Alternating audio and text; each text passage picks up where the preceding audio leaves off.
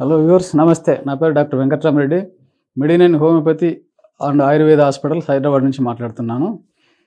ఈరోజు మనం చెప్పుకోబోయే టాపిక్ ఏంటంటే, కామన్గా చిన్నపిల్లల దగ్గర నుంచి పెద్దవాళ్ళ వరకు వచ్చే ఒక డిసీజ్ గురించి చెప్పుకుందాం.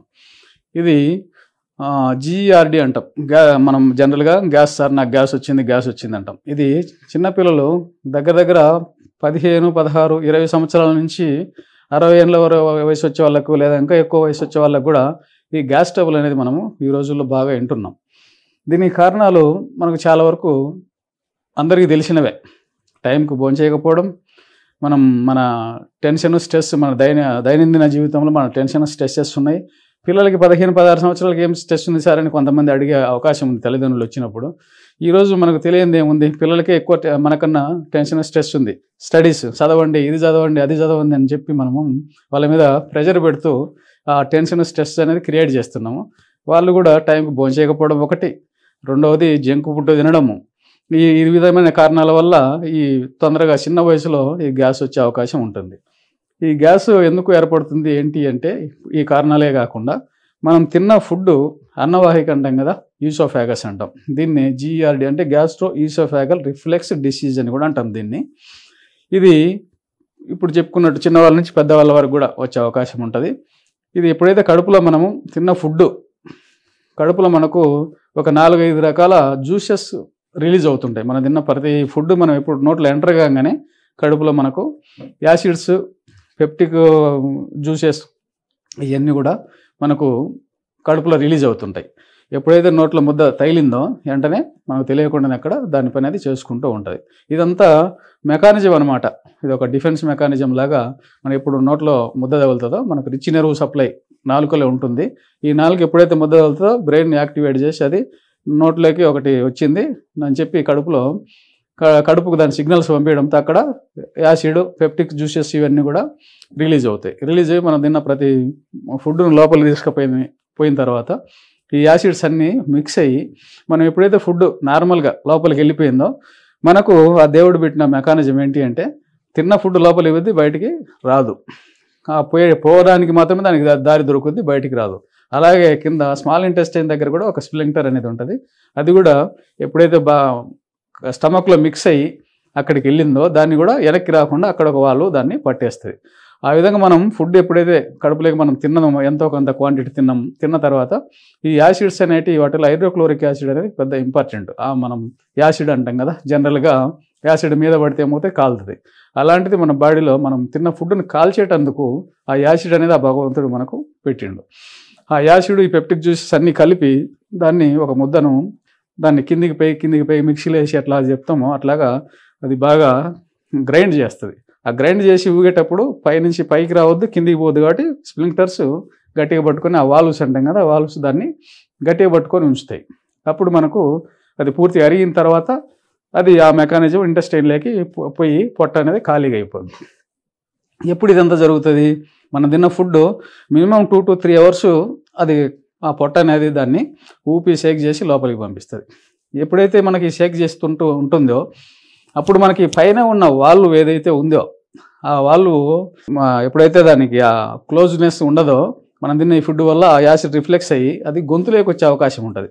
ఎప్పుడైతే ఊపుతూ ఉందో ఆ స్ప్లింక్టర్ లూజ్ అయినప్పుడు అది బయటికి తన్నే అవకాశం ఉంటుంది. ఎలాగోమంటే ఎగ్జాంపుల్, ఒక వాషింగ్ మిషన్లో బట్టలు వేసి దాన్ని ముయ్యకపోయి ఓపెన్ చేసి మనం అది స్విచ్ ఆన్ చేసిన, లేదా రెండోది మిక్సీలో ఏదన్నా వేసి పైన మూత పెట్టకుండా తిప్పిన ఏమవుతుంది, చెల్లాచెదరై ఎక్కడంటే అక్కడ పడుతుంది. అదేవిధంగా మన కడుపులో ఆ మెకానిజం ఉంది కాబట్టి పైన ఎప్పుడైతే స్ప్లింక్టర్ లూజ్ అయిందో ఎప్పుడైతే అటు ఇటు తిప్పుతూ ఉందో అది వెనక్కి తన్నుతుంది. వెనక్కి దాన్ని అన్నవాహికలోకి వచ్చినప్పుడు మనం తిన్న ఫుడ్లో ఉండే కారం కావచ్చు, మసాలా కావచ్చు, ఏదైనా అవి మనకు బర్న్ అయ్యి అది అన్నవాహిక అంతా కూడా మంట వస్తుంది. ఇది మెయిన్ రీజను జీఈఆర్డీలో జరుగుతుంది.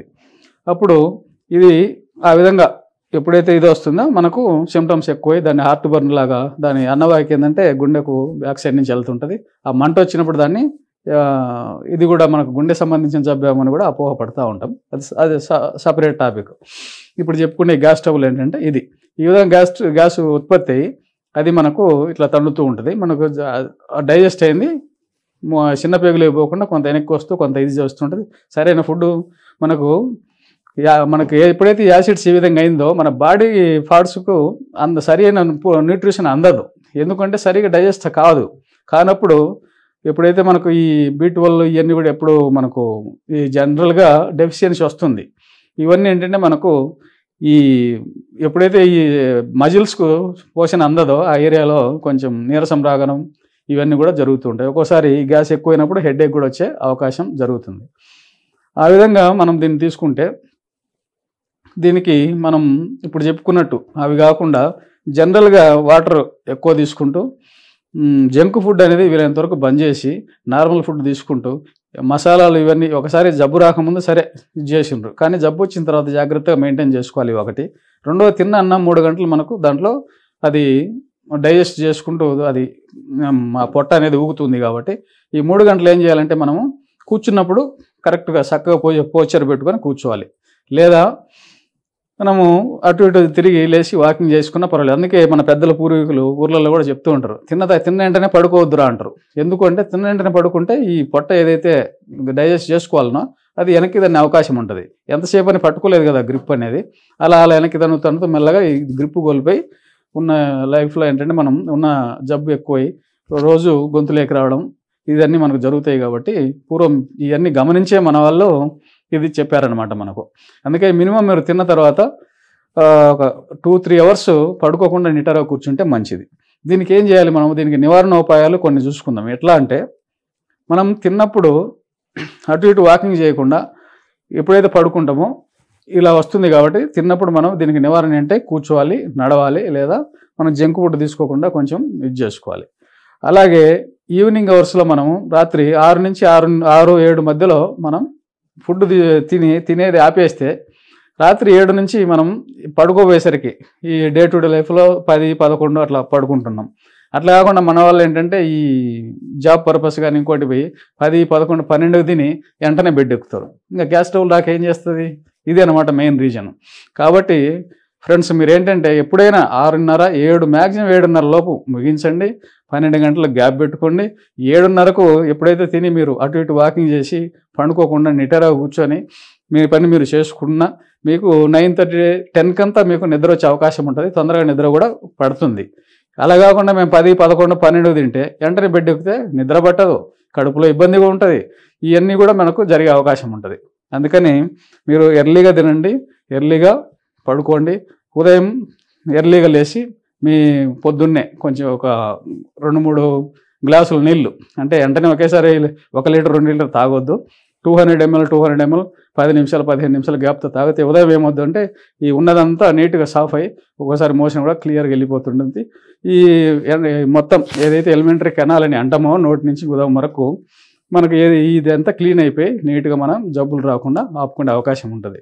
ఇంకా మీకు దీని మీద ఏదన్నా అవగాహన ఉండి మీకు దీని మీద క్వశ్చన్స్ అడగాలి అనుకుంటే మా కామెంట్ సెక్షన్లో కామెంట్ చేసి మాకు తెలియజేయగలరని చెప్పి మీకు మనవి చేసుకుంటూ సెలవు తీసుకుంటాను. నమస్తే.